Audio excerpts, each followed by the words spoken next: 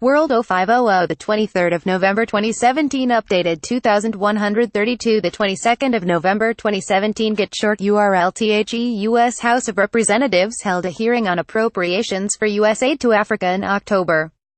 Donald Trump administration requested $5.2 billion for Africa in fiscal 2018, which would be close to 35% less than in 2015. Of the total, $3.7 billion, or 70%, will be allocated to 10 countries in line with U.S. strategic interests including Kenya and Nigeria.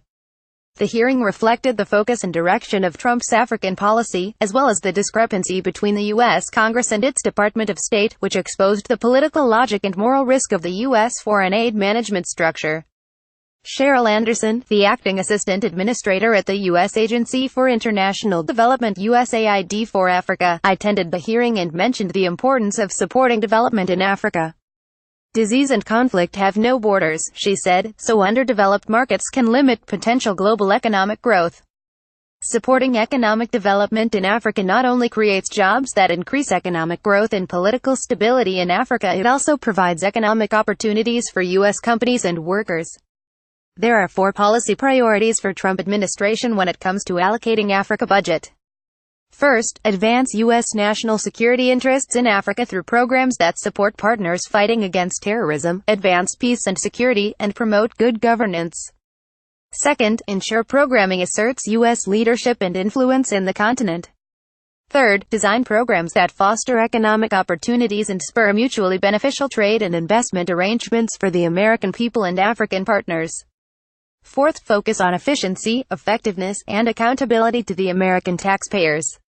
The budget cut is a compromise between maintaining U.S. strategic goals and promoting efficient spending.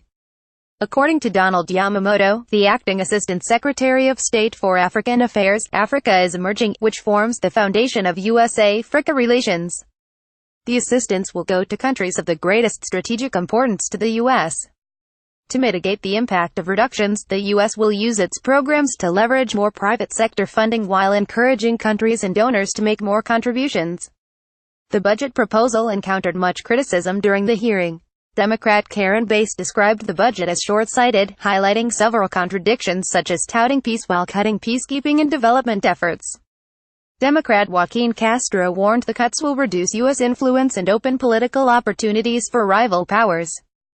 Can a U.S. budget for foreign aid guided by national strategy go far?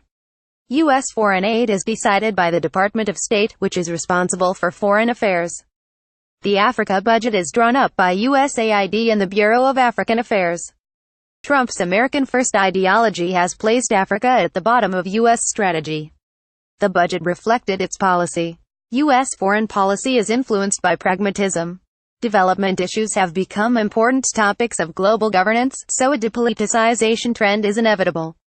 But U.S. is linking its strategic goals in Africa to development funding, with a compromise between resource allocation and strategic interests.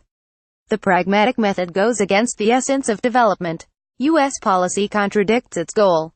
The evaluation of global development assistance has shifted from aid effectiveness to development effectiveness. The national strategic goal of the donor is seldom included when evaluating the effectiveness of a program. Prioritizing America's important partners shows the misalignment between the declared development assistance and actual resource allocation. Leave the development issue to the market.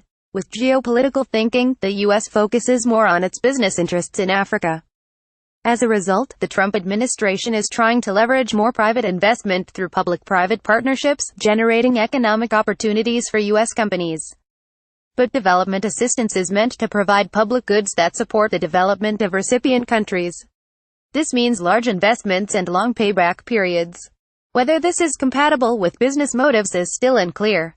This article, written by Song Wei, an associate research fellow at the Chinese Academy of International Trade and Economic Cooperation, was originally published in the Global Times.